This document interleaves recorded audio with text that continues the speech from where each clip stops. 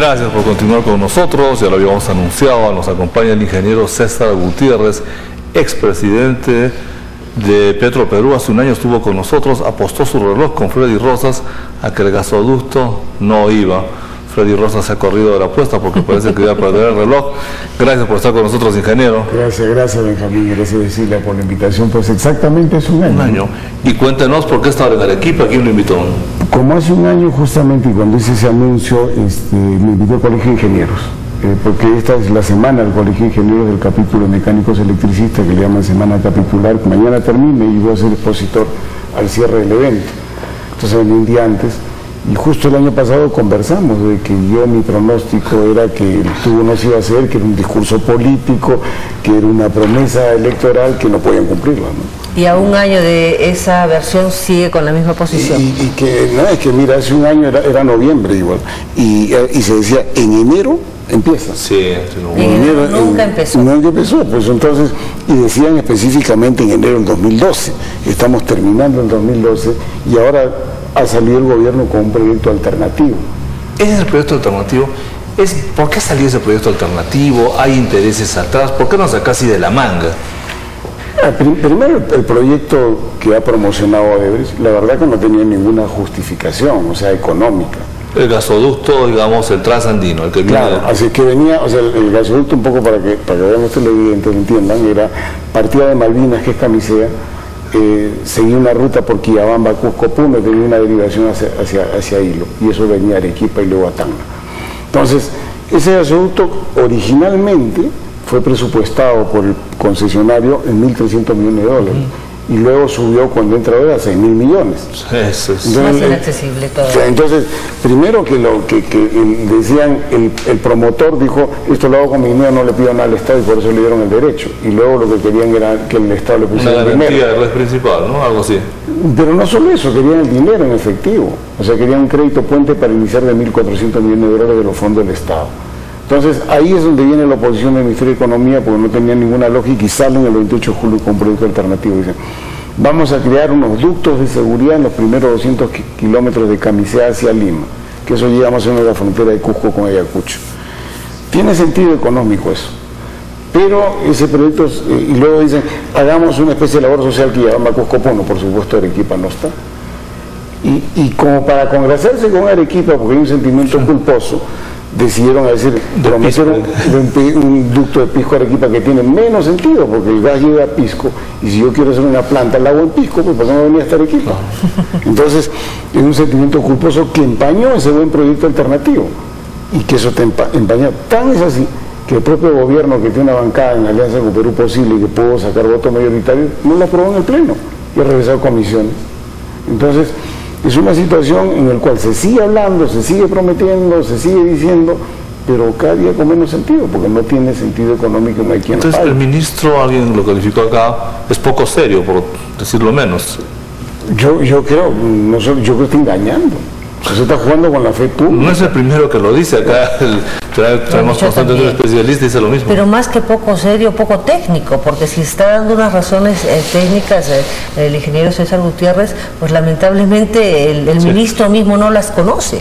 Mira, si hubiera algo que juzgar a nosotros, que a veces nos indican, nos señalan, nos pasemos por el Poder Judicial años, esto es delito contra la fe pública, está jugando con la fe pública del pueblo de Arequipa.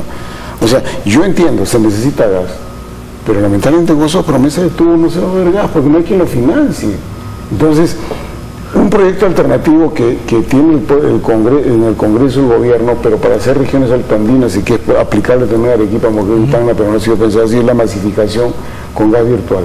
Eso funciona, que consiste en traer gas en camiones, como comprimido o licuefactado.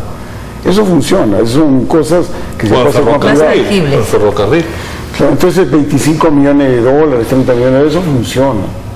Y con eso vamos creando una cultura de gas, Arequipa tendría gas, y bueno, vamos discutiendo pues si crece bien el consumo y se construye un gasoducto. O sea, más factible el gas virtual, eso sí podría ser. Ahora, correcto, si es que tenemos tanto gas, si es que es negocio hacer una petroquímica, tendría que venir la inversión. En sentido contrario, si no hay la inversión, es que no hay el gas suficiente y no es negocio hacer la petroquímica. Es que para empezar, la petroquímica es una falacia. O sea, la petroquímica en el Perú tenía sentido hacia el año 2007-2008, cuando el gas era escaso en Estados Unidos. Las petroquímicas, para que sean competitivas, tienen que tener un tamaño mínimo. Claro. Y ese tamaño mínimo, con la tercera parte de la producción, abastece 100% del mercado peruano, 2/3 exportación. Y el mercado natural es Estados Unidos, es decir, yo una planta para exportar a Estados Unidos aprovechando gas. Y Estados Unidos se acaba de encontrar unas reservas fabulosas. Entonces, si tengo el gas en Estados Unidos, que es más barato que en el Perú, y tengo la demanda ya del producto petroquímico, ¿para qué voy a hacer pues, petroquímica en Latinoamérica? No dicen que para Asia, para mandarla a Corea. Bueno, pero es que es más, con la misma razón, si estamos en la zona pacífica, pues las petroquímicas con gas barato en los Estados Unidos están también en la costa oeste. Y pueden ir perfectamente a Asia, tiene mayores volúmenes y la economía de escala pueden competir en Asia. Entonces, no lo vengan a engañar. Lo que el tema fundamental era, yo me creo una falacia de consumo para justificar un tubo. Correcto, completamente de acuerdo. Ya, está bien, el ministro, por decirlo, es un mecedor o es poco técnico o qué sé yo, pero está hablando políticamente. Pero las autoridades locales, regionales, deberían tener ese conocimiento mínimo y saber que estamos siendo engañados. Pero como que le hacen el tundete al ministro, pues siguen con el mismo, o sea, siguen haciendo creer a la gente lo mismo. Se creó una corriente de opinión como si esto fuera una realidad. Yo entiendo, a veces la autoridad también, pues este funcionario público, a veces no es fácil dirigirse como también después que se ha comprado una verdad al público, desandar los pasos. Y además es una promesa presidencial. Claro, entonces lo que corresponde es si me equivoqué, pues, me equivoqué, vamos a desandar los pasos y vamos a buscar una solución. Empecemos con el gas virtual, se crea la demanda y después construyamos tubos. Pero tenemos que sincerar el discurso. Yo creo que hay mucha vergüenza, temor de sincerar, que dirá la gente. Yo creo que cuando la gente será la verdad, la gente entiende. Es mejor, ¿cierto? Por supuesto. Y eso por más dura que sea, la verdad es siempre preferible. Y eso lamentablemente no se está haciendo. Ahora, entonces ya empiezan las dudas, porque empieza una duda y todo empieza a desmoronarse.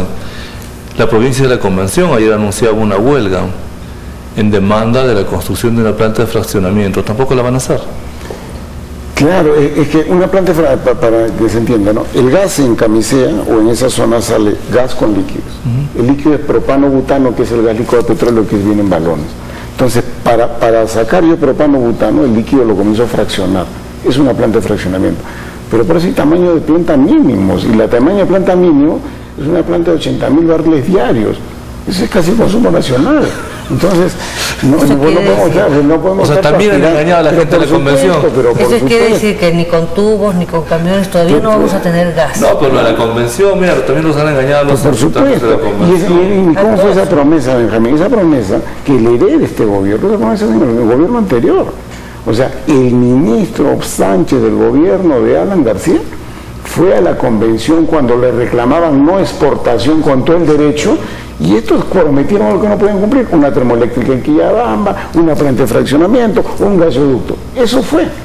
Se prometieron todo. Pero por supuesto, y firmaron. Y gente ligada a la izquierda se creyó el tema.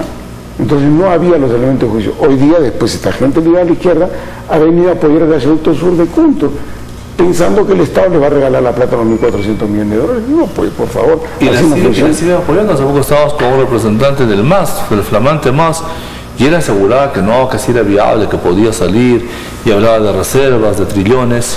Mira, la reserva es un tema en discusión, pero vamos a suponer que las hay, para no discutir si hay, no hay, que es un tema largo. Ya, si la hay, si se puede construir el tubo, si es viable, de una vez, pues, ¿dónde están los consumidores que me firmen un contrato, como se hizo en Lima cuando venía acá, y se dice, yo te firmo un contrato, el día que llega, yo te compro. Yo quiero ver el consumidor que le firme un contrato de compromiso de compra cuando llegue el gas. No. Pero bueno, siempre queda la posibilidad de quemarlo para generar electricidad. Hagamos una pausa, por favor, y vamos a regresar con este tema.